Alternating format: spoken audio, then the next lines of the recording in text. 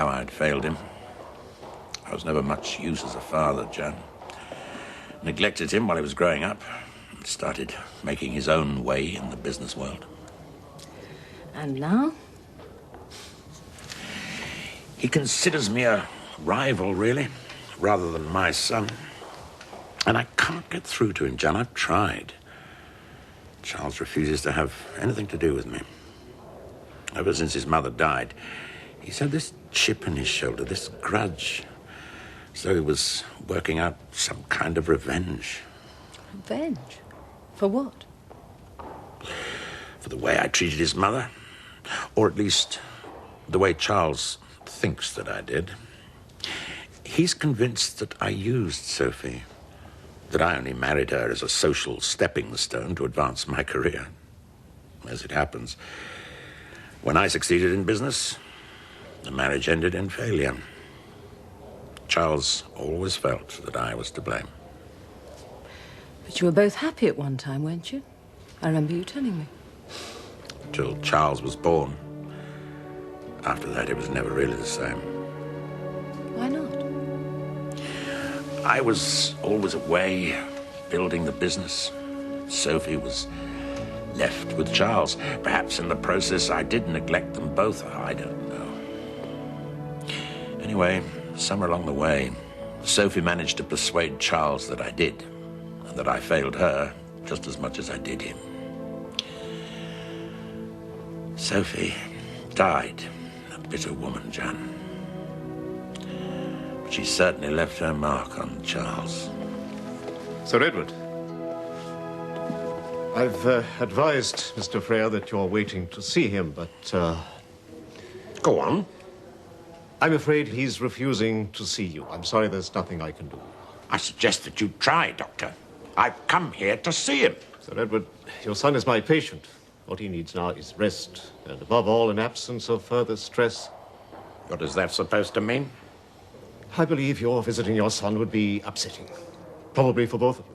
Oh, don't be stupid, Doctor. Edward, please. Sir Edward, I don't know what the situation is between you and your son, but frankly, my hospital is not the place for it. You are not to see your son unless he wishes it. Do I make myself clear? I was sure she'd start within seconds of me setting foot in the house, but she didn't. She's changed. Maybe it's you who's changed, Abby, not your mother. She has too. She actually seemed to care. Before you were never too sure, you know what I mean? Sounds how I was with Amanda. Now there's somebody who did change. Constantly, like the weather. One minute everything was clear, next a raging storm. You seem to have survived. How about you? Doreen? I just need some time. See how things turn out. Well, however they turn out, welcome back. I missed you. I missed you too. I thought about you all the time. Come on. Better drop you back at the hotel. Well, now's as good a time as any, I suppose, to tell you I've checked out of the hotel. I'm staying at Highfield Manor. Highfield Manor? Why? Sir Edward Frere arranged my trip. A couple of weeks ago, I had a phone call from one of his American representatives. Eventually we met, and he said Sir Edward Frere was keen to meet me to discuss something of mutual concern.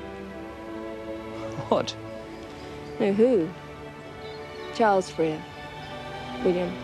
Charles Frere? He's my real father. Will he be available for Sumner's visit tomorrow? I've already arranged it. I thought you could do with some moral support. From what I hear, I'll need it. Barracuda will see you through. You reckon? I'm convinced of it. Supposing he's not impressed? It's his loss. Without you on the design team, his consortium won't even come close. There are other designers. They haven't designed Barracuda. No.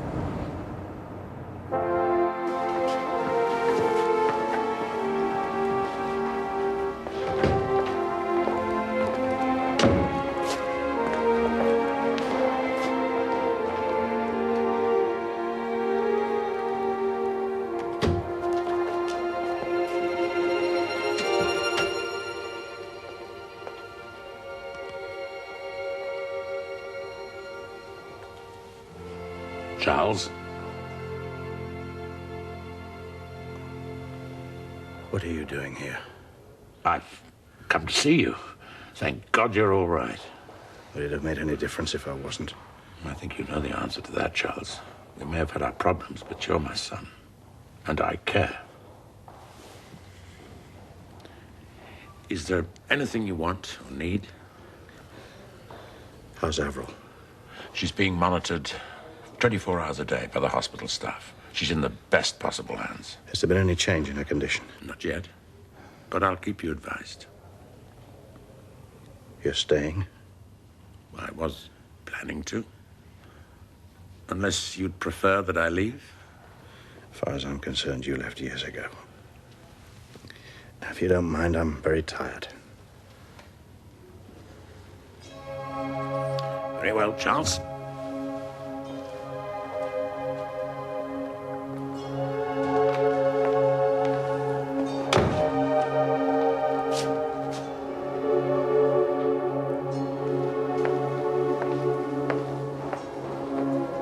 Dr. O'Rourke. Sir Edward.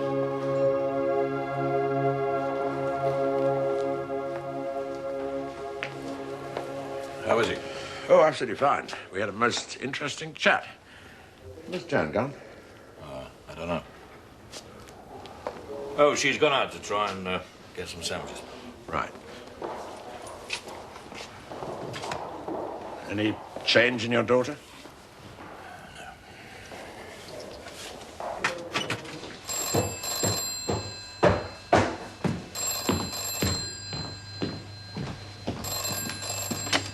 Highfield Manor?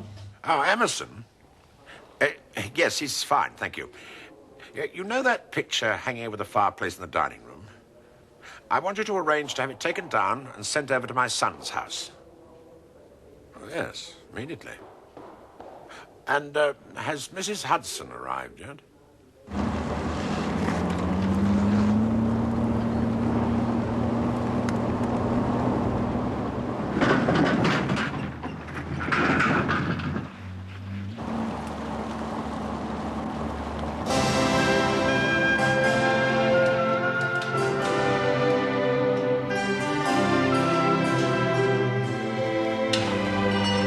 Carry on.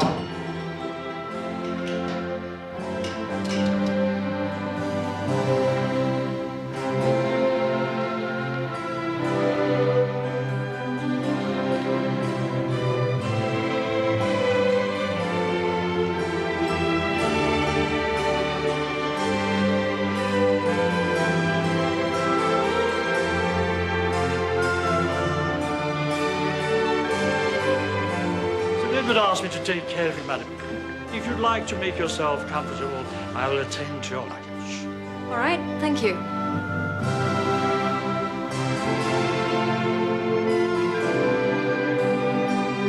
It's quite a place. Yeah, that's for sure. I wonder who that is.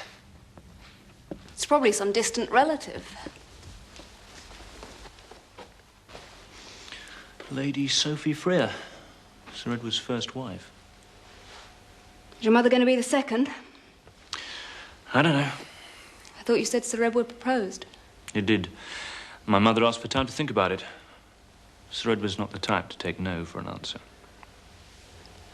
I hope I've done the right thing coming to stay with him. Relax. I'm sure you'll both get along fine. Edward, you can't leave it like this with Charles. That makes no difference. At least we can go home now. Well, look, let me talk to him. There's really no need.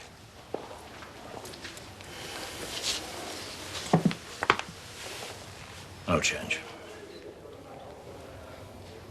You know, I had a feeling she shouldn't have left. I told her, but she wouldn't listen to me. Jack, don't make it more difficult for yourself. Avril wouldn't want that, would she? No. No, I suppose not, no. If there's anything you need, anything at all, you will call, won't you? Thanks.